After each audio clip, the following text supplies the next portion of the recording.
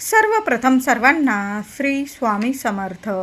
स्वामी महाराजांच्या कृपेने तुमच्या सर्व चांगल्या इच्छा पूर्ण होत ही स्वामींचरणी प्रार्थना करते आणि आजच्या व्हिडिओला सुरुवात करते. तर उद्या 5 नोव्हेंबर 2024 विनायक चतुर्थी आलेली आहे. वर्षातला शेवटचा अंगारक योग आलेला आहे. सोन्यासारखा दिवस आहे. दिवाळीतला हा अंगारक योग खूप शुभ आहे, महत्त्वाचा आहे. कितीही जीवनात अडीअडचणी असू दे, मार्ग नक्कीच मिळेल. गणपती बाप्पा सर्व विघ्न दूर करतील असा उद्याचा दिवस आहे. तर महिन्यातून 2 चतुर्थी येत असतात. एक अमावस्येनंतर येते ती विनायक चतुर्थी आणि जी पौर्णिमेनंतर येते ती संकष्ट चतुर्थी. बरेचसे लोक महिन्यातील संकष्ट चतुर्थीचा उपवास करतात. काही लोक दोन्ही म्हणजे विनायक चतुर्थी पण करतात आणि संकष्ट चतुर्थी पण करतात. तुम्ही काही नाही केलं तरी चालेल, पण उद्या गणपती बाप्पाची आपल्याला काही सेवा करायची आहे. म्हणजे भरभरून आपल्याला बाप्पाचा, आपल्या संपूर्ण कुटुंबाला आपल्या बाप्पाचा आशीर्वाद मिळेल. अंगारक योग आहे. गौरी मातेच्या या पुत्राची, आपल्याला श्री गणेशाची छान अशी आराधना करायची आहे, विशेष सेवा करायची आहे. तर शेवटचा अंगारक योग, कोणीही सेवा चुकवू नका, नक्कीच सेवा करायची आहे. उद्या जर असं लवकर उठायचं आहे. घर स्वच्छ टापटीप करा महिलांनो. घराचा उंबरठ्यावर आपण दिवाळीला, लक्ष्मीपूजनाला हळदीचं लेपन केलं होतं. उद्या तुम्ही हळदी कुंकू वाहून छान अशी उंबरठ्याची पूजा करायची आहे. थोडीशी रांगोळी काढली दारात तरीही चालेल. छानशी रांगोळी काढा. रांगोळीची, उंबरठ्याची हळदी कुंकू वाहून पूजा करायची आहे. तुमच्याकडं आंब्याची पानं असतील तर आंब्याची एखादी डाहळी आपल्या दाराला नक्की लावा, किंवा तुम्ही तोरण लावलं आंब्याच्या पानांचं तरीही चालेल. छान असा चमत्कारिक बदल तुम्हाला आपल्या घरात दिसून येईल, सकारात्मक बदल दिसून येईल. उद्या जर असं लवकर उठायचं, आंघोळीच्या पाण्यात थोड्याशा दुर्वा टाकून आंघोळ केल्या तरीही चालेल. यामुळे तुमच्या जीवनात जे काही संकट असतील त्यावर नक्कीच निवारण होईल. उद्या लवकर उठून आंघोळ केल्यानंतर आंघोळीच्या पाण्यात दुर्वा नक्की टाका आणि मग आंघोळ करा. जी काही इडापिडा असेल, संकट असेल, विघ्न असेल, बाप्पा नक्कीच दूर करेल. त्यानंतर बाप्पाची छान विधिवत पूजा करायची आहे. बाप्पाला ताम्हणात ठेवा. पंचामृत तयार करून घ्या. पंचामृताने किंवा गाईच्या कच्च्या दुधाने आपल्याला बाप्पाला अभिषेक घालायचा आहे. 21 वेळा, 51 वेळा, 108 वेळा ओम गण गणपते नमः मंत्र जपत आपल्याला बाप्पाला अभिषेक घालायचा आहे. किमान 11 वेळा तरी 11 चमचे बाप्पावर गाईचं दूध किंवा पंचामृताने अभिषेक घाला. पुन्हा स्वच्छ पाणी घालून बाप्पाला अभिषेक घालायचा आहे. किंवा तुम्ही अथर्व शीर्ष बोलत जरी बाप्पाला अभिषेक घातला तरीही चालेल. त्यानंतर देवघरात बाप्पाची स्थापना करायची आहे. स्थापना करताना तांदळाच्या राशीवर बाप्पाची स्थापना करा. गंधाचा तिलक लावा किंवा हळदी कुंकू ओलं करून त्याचा तिलक लावला तरीही चालेल. अक्षता व्हायच्या आहे. बाप्पाला उद्या दुर्वा अर्पण करायच्या आहे. आपल्याला 21 दुर्वांची जुडी स्वतःच्या हाताने तयार करून त्या जुडीला हळदी कुंकू वाहून मग बाप्पाला अर्पण करायची आहे. हळदी कुंकू शिवाय दुर्वा कधीच अर्पण करू नका महिलांनो. आपण सौभाग्यवती स्त्रिया राहू दे किंवा ज्यांचे लग्न होत नाही, त्यांनी सर्वांनी आपण हळदी कुंकू लावायचं दुर्वांना आणि मग बाप्पाला अर्पण करायचं. ज्यांचे लग्न होत नाही, ज्यांच्या लग्नात काही अडचणी येत असतील, तो मुलगा असो किंवा मुलगी, त्यांनी हळद लावून मग दुर्वा 21 दुर्वा बाप्पाला अर्पण कराव्या. 21 दिवसांच्या आत तुमचं लग्न जुळून येईल. खूप सुंदर अनुभव येईल. लगेच तुमची मनातली इच्छा पूर्ण होईल. उद्या अंगारक योग आहे. ज्यांच्या लग्न कार्यात अडीअडचणी येत असतील, उद्या बाप्पाला अभिषेक घालायचा आहे. त्यानंतर स्वच्छ पाण्याने अभिषेक घाला आणि ते तीर्थ तुम्ही स्वतःसुद्धा घ्यायचं आहे. घरात मुलं चिडचिड करतात, ऐकत नाही, अभ्यासात कमजोर झालेली आहे, वाईट मार्गाला जात असेल, स्वतःचं नुकसान करून घेत असतील, तर उद्या आईने बाप्पाला छान असा विधीपूर्वक अभिषेक घाला. अथर्व शीर्षाची सेवा करायची आहे. किमान 1 वेळा तरी अथर्व शीर्ष फलश्रुतीसह आपल्याला बोलायचं आहे बाप्पाच्या चरणी. बाप्पाची अभिषेक घालून स्थापना केल्यानंतर तुम्ही ही सेवा केली तरीही चालेल. तुपाचा दिवा, अगरबत्ती, धूप वगैरे ओवाळून बाप्पाला जास्वंदाचं फूल, 21 दुर्वांची जुडी अर्पण करून मग तुम्ही देवघराच्या जवळ बसून आपण आसन घेऊन बसायचं. 1 वेळा गणपती स्तोत्र, 1 वेळा अथर्व शीर्ष फलश्रुतीसह बोलायचं आहे. आणि मुलांना अथर्व शीर्ष बोललेलं किंवा ओम गण गणपते नमः मंत्र जपत बाप्पाला अभिषेक घातलेलं तीर्थ महिलांनो मुलांना नक्की द्या. चमचाभर का होईना तीर्थ आपल्या लेकरांना जरूर द्या. यामुळे बुद्धीची देवता आहे गणपती बाप्पा, रिद्धी सिद्धीचे देवता आहे, प्रथम नायक आहे गणपती बाप्पा, सर्व विघ्न दूर करणारे गणपती बाप्पा. तर आपल्या मुलांना नक्की हे तीर्थ द्या. यामुळे खूप तुम्हाला फायदा दिसून येईल. ज्या काही अडीअडचणी येत असतील, शत्रुदोष असेल, मुलांची प्रगती थांबली असेल, मुलांचं अभ्यासात लक्ष लागत नसेल, मुलं चिडचिड करत असतील, मोठ्यांचं ऐकत नसतील, उलट उत्तरं देत असतील, तर आईने हा उपाय नक्की करा. काही वेळा कुणाची दृष्ट लागली तरीही मुलं किरकिर करतात, लहान लेकरं पण किरकिर करतात, मोठी मुलं पण अशी म्हणजे वेगळं त्यांच्या वागण्यात आपल्याला वागण्या बोलण्यात वेगळेपण दिसायला लागतं, चिडचिडपणा दिसतो. मग आईने उद्या नक्की हा उपाय करा. मुलांना अभिषेक घातलेलं, बाप्पाला अभिषेक घातलेलं तीर्थ जरूर द्यायचं आहे. त्याचबरोबर महिलांनो 21 दुर्वांची जुडी तर आपण बाप्पाला वाहणार आहोत. त्याचबरोबर 108 दुर्वा एका ताटलीत ठेवून घ्यायच्या आहे. चांगल्या काढून घ्या. 3-3ची एक दुर्वा काढून घ्यायची आहे. 108 दुर्वा आणि 108 तुम्हाला हिरवे मूगसुद्धा एका वाटीत किंवा ताटलीत काढून घ्यायचे आहे. मोजून घ्या आधीच. 108 दुर्वा आणि 108 मूग असं दोन्ही ताटलीत किंवा वाटीत घेऊन बसायचं. बाप्पासमोर बसायचं आहे. दिवसभरात केव्हाही हा उपाय करा. सकाळी करा, संध्याकाळी करा, केव्हाही करा. तर त्या 2 गोष्टी घेऊन बसायचं बाप्पासमोर आणि बाप्पाचा ओम गण गणपते नमः मंत्र जपत जायचं आणि बाप्पाच्या चरणी 1 दुर्वा आणि 1 मूग बाप्पाच्या चरणी, बाप्पाच्या जवळसुद्धा एक वाटी ठेवून घ्या किंवा एखादी ताटली ठेवून घेतली तुम्ही तरीही चालेल आणि तिथं 1 मूग आणि 1 दुर्वा आपल्याला अर्पण करायची आहे. असं तुम्हाला 108 वेळा करायचं आहे. महिलांनो नक्की हा उपाय करा.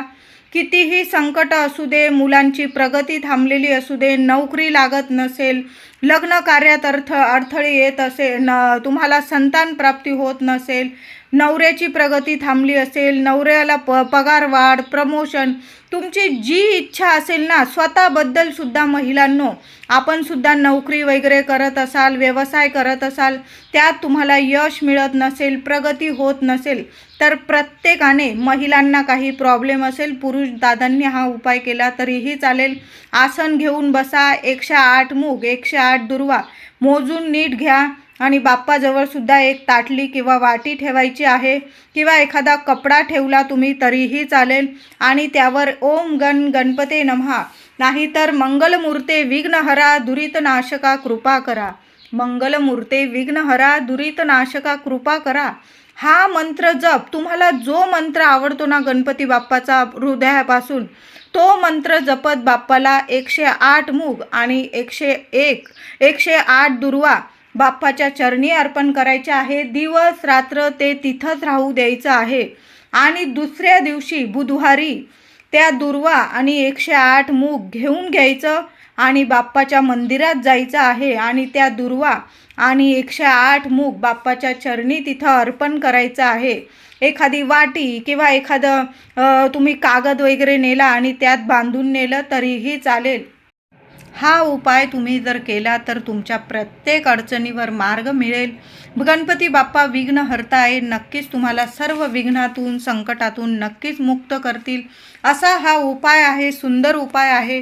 108 दुर्वा 108 मूग आपल्या मुलांच्या हितासाठी, त्यांच्या कल्याणासाठी, सुख शांतीसाठी आणि प्रगतीसाठी प्रत्येक आईने गणपती बाप्पाला नक्की अर्पण करा. दुसऱ्या दिवशी बुधवारी एखाद्या मंदिरात त्या दुर्वा आणि 108 मूग आपल्याला बाप्पाच्या चरणी अर्पण करायचा आहे. तुम्हाला उद्या बाप्पाजवळ 1 गुळाचा खडासुद्धा ठेवायचा आहे.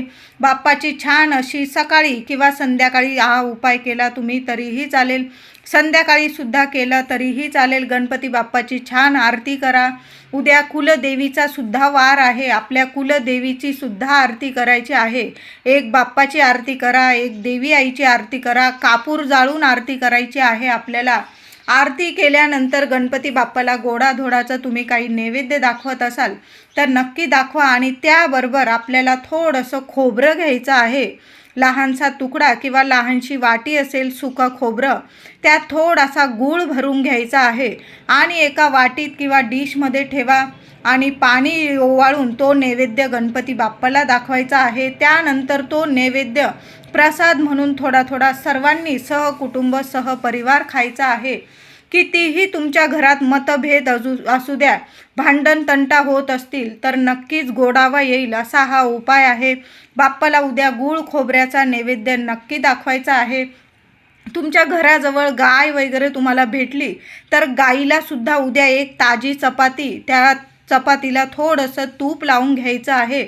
त्यावर थोडासा गुळाचा खडा ठेवा आणि गाईला स्वतःच्या हाताने खाऊ घालायचा आहे. खूप खूप खूप छान चमत्कारिक उपाय आहे हा सुद्धा. सेवा आहे गोमातेची, नक्की करा. दिवाळीचे दिवस सुरू आहे. तुळशीचं लग्न होस्तोवर दिवाळी ही असतेच आणि दिवाळीत आलेला हा अंगारक योग आहे. आपल्या उद्या कुलदेवीची सुद्धा सेवा करायची आहे. उद्या मंगल कलशाची स्थापना आपण लक्ष्मीपूजनाच्या दिवशी तर केलीच होती. छान उद्या कलश धुवून चुवून घ्या, नारळ छान धुवून वगैरे तो मंगल कलश स्थापन करायचा आहे. तुमच्याकडे आंब्याची पानं असेल, विड्याची पानं, छान उद्या मंगल कलशाची स्थापना सुद्धा आपल्या देवघरात करा. गणपती बाप्पाची विधिवत पूजा करा. सकाळी किंवा संध्याकाळी कापूर आरती नक्की करायची आहे. कापरावर सुद्धा उद्या थोडासा गूळ, गाईचं तूप आणि 4-5 लवंग छान असं जाळून संपूर्ण घरात, तुमच्याकडं लोबान असेल, गुगल असेल, त्या कापरावर नक्की जाळायचं आहे. आधी कापूर आरती करून घ्या महिलांनो आणि नंतर या थोडासा गूळ, गाईचं तूप आणि 4-5 लवंग, लोबान किंवा गुगल हा संपूर्ण धूर आपल्या घराच्या कान्याकोपऱ्यात फिरवून द्यायचा आहे आणि ते धुपाचं भांडं शेवटी उंबरठ्यावर, मुख्य उंबरठ्यावर ठेवून द्या. म्हणजे नावाला सुद्धा तुमच्या उंबरठ्यावर सुद्धा नकारात्मकता टिकणार नाही. कधीच तुमच्या घरात नकारात्मकता येणार नाही. कुठली बाधा, नजर बाधा, शत्रुदोष संपूर्ण नष्ट होईल. जे काही वास्तुदोष असेल, पितृदोष असेल ते सुद्धा दूर होतील. असा छान हा उपाय आहे. म्हणून बाप्पासमोर कापूर आरती करा आणि कापरावर या वस्तू नक्की जाळायच्या आहे. आता ज्यांच्या लग्न कार्यात खूप अडीअडचणी येतात तर त्यांनी काय करायचं, उद्यापासून जवळजवळ 15 तारखेपर्यंत म्हणजे कार्तिक पौर्णिमेपर्यंत रोज अंघोळीच्या पाण्यात चुटकीभर थोडीशी हळद टाकून अंघोळ करायची आहे. तुमच्या कुंडलीत खूप अडीअडचणी येत असेल लग्न ठरण्यात तर सर्व अडचणी दूर होतील. म्हणून उद्या विनायक चतुर्थी अंगारक योग 5 तारीख आहे उद्या, बरोबर 15 तारखेपर्यंत तुम्हाला हा 11 दिवस हा उपाय करायचा आहे. नक्कीच तुमच्या सर्व अडीअडचणी दूर होतील आणि लवकरात लवकर योग्य ठिकाणी योग्य मुलाशी किंवा योग्य मुलीशी तुमचं लग्न जुळून येईल. हा उपाय मुलगा किंवा मुलीनेच करायचा आहे. तुम्ही बाहेरगावी राहत असाल तरीही तिथं आंघोळ तर आपण करतोच. आंघोळीच्या पाण्यात थोडीशी चिमूटभर हळद टाकायची आणि मग ते पाणी अंगावर घ्यायचं आहे. हळद टाकताना तुमची इच्छा बोलून घ्यायची आहे. गणपती बाप्पाचं नाव घ्यायचं आणि मग हळद टाकायची आहे आणि तुळशी विवाह होस्तोवर 15 तारखेपर्यंत हा उपाय करायचा आहे. लवकरच सर्व अडीअडचणी दूर होतील आणि तुम्हाला नक्कीच चांगलं स्थळ जुळून येईल. योग्य ठिकाणी लग्न होईल. तुमच्या सर्व मनासारखं होईल. हा उपाय नक्की करा. आई वडिलांनी सुद्धा उद्या मुलींच्या लग्नात अडीअडचणी येत असतील तर गाईला गूळ, तूप, चपाती नक्की खाऊ घाला.